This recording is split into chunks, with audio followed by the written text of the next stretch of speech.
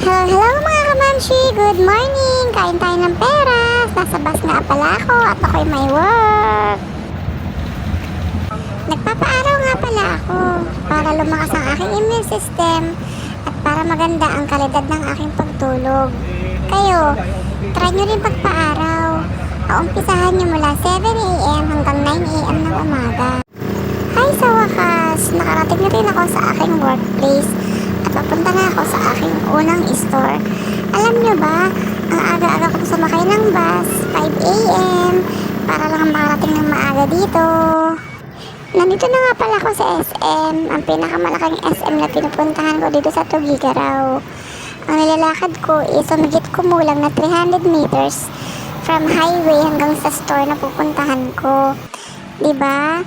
Exercise na din at siyang sa aking kolesterol. Tara, samahan niyo ako maglakad. Ay, sa wakas, nakarating din ako. Ito na kasi pinakadulo ng mall. Tara, pasok tayo sa loob para na maginawahan ang aking pakiramdam.